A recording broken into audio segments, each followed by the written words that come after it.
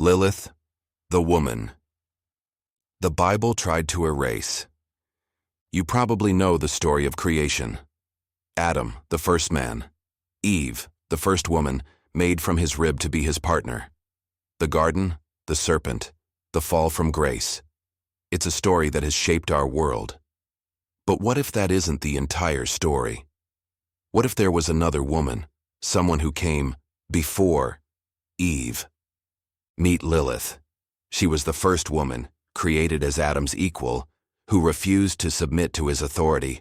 Her name is Lilith, and her story is the one the Bible seems to have tried to erase. So how did she go from being the first woman to the mother of all demons?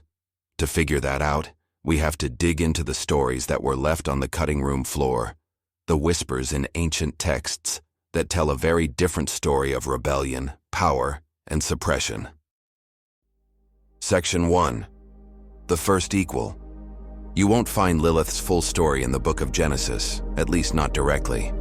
Her most complete biography comes from a medieval Jewish text called The Alphabet of Ben Sirah, and it's here that the familiar story of Eden gets turned completely on its head. According to this text, when God saw Adam was alone, he didn't reach for his rib.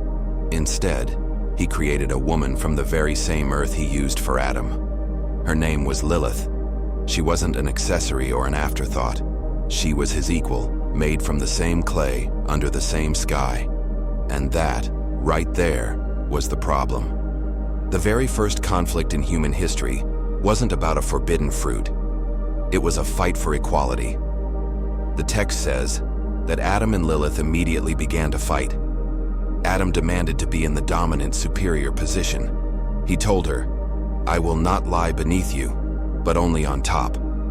For you are fit only to be in the bottom position, while I am to be the superior one." Lilith wasn't having it. She shot back with a line that would echo for centuries.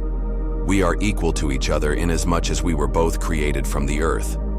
She saw no reason she should be beneath him when they came from the exact same place. But Adam refused to listen.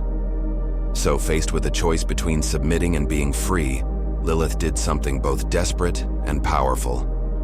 She uttered the ineffable name of God, a sacred name that gave her the power to escape. With its power, she flew away, leaving Adam and the Garden of Eden far behind. She chose exile over being controlled. Section 2. The Banishment and Demonization. Adam, of course, complained to God that the woman he was given had just up and left him. So God sent 3 angels, Sinoi, Sansonoi, and Samangeloth, to bring her back. They found her by the Red Sea, a place of refuge and desolation. The angels gave her God's ultimatum: come back to Adam, or 100 of her children would die every single day. Even facing that horrifying threat, Lilith refused. She would not go back to a life of being second best in Eden. Instead, she sealed her own fate and defined her new role. In her defiance, she declared it would now be her purpose to afflict newborn infants, but she offered a strange bargain. She swore that if she ever saw an amulet bearing the names of those 3 angels, she would have no power over the child. This is the moment she transforms. Her refusal cemented her as a rebel, and in the patriarchal world that followed, a rebellious woman could only be one thing: a demon. And so, one of the most successful character assassinations in history began. Her name was already perfect for a villain. Long before she was Adam's first wife, the name Lilith had ancient dark roots in Mesopotamian mythology, with spirits known as the Lilitu. These were winged female demons of the night, tied to the wind, sickness, and death. They were said to prey on pregnant women and newborns, a terrifying explanation for the all-too-real dangers of infant mortality.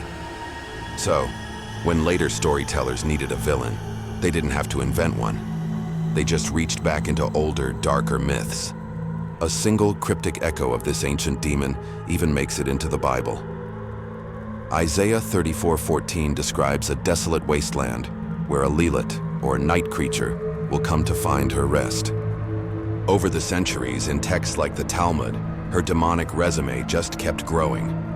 Jewish folklore painted her as a wild-haired, winged seductress who preys on men sleeping alone, stealing their seed to create her own demon children. She became the ultimate symbol of uncontrolled female sexuality, a boogeyman used to warn men about lust and women about the price of independence. This demonization hit its peak in the mystical texts of Kabbalah, like the Zohar. Here, she's elevated to the queen of demons, the partner of Samael, the archangel of evil. In later interpretations, she is framed as a dark mirror to the Shekinah, the feminine aspect of God's divine presence. While the Shekinah stood for purity and light, Lilith came to represent impurity, chaos, and the abyss. The erasure was complete.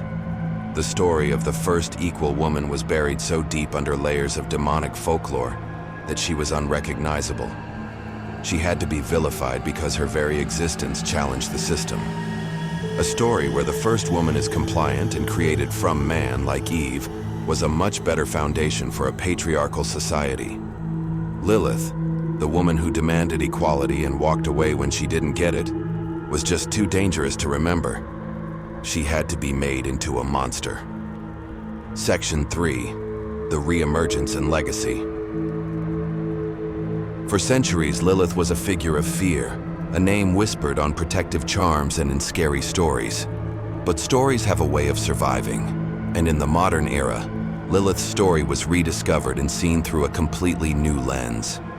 The very things that got her branded a demon, her independence, her refusal to be subservient, her fierce defense of her own freedom, are now celebrated as her greatest strengths. Today, Lilith has been reclaimed as a powerful feminist icon. She's no longer just a demoness, she's a symbol of rebellion against oppression. Modern feminists and artists see the first woman to fight for her rights and demand to be seen as an equal. Her choice to leave paradise rather than sacrifice her integrity isn't seen as a sin anymore, but as an act of incredible courage. She represents female strength, sexual freedom, and the right to forge your own path, even if it leads into the wilderness. Her story resonates with anyone who has ever been told to be smaller, to be quieter, or to accept a role they never chose. The name Lilith now appears on magazines, at music festivals, and in art, celebrating the very independence she was punished for. She has been transformed once again, from a demon of the night back into the hero of her own story. So who was Lilith? Was she the mother of all demons, a terrifying spirit born from ancient fears? Or was she a hero who was misunderstood, the first woman to demand her equal place, whose story was twisted by a history written by the victors? Maybe she's both. A reflection of what a society fears in one era and what it champions in another. Her journey from the garden to the shadows of folklore, and finally back into the light, tells us less about her and more about ourselves. It shows us how the stories we choose to tell shape our world, and how the stories we choose to erase can sometimes be the most powerful of all. What do you think? Was Lilith a villain, or was her story the ultimate victim of cancel culture? Let me know in the comments below. If you want to uncover more hidden histories and forgotten stories that challenge everything we think we know, make sure you subscribe and hit that notification bell. If you found this story as compelling as I did, please share this video and help spread the tale of the woman they tried to erase. Because sometimes the stories buried the deepest are the ones with the most to teach us.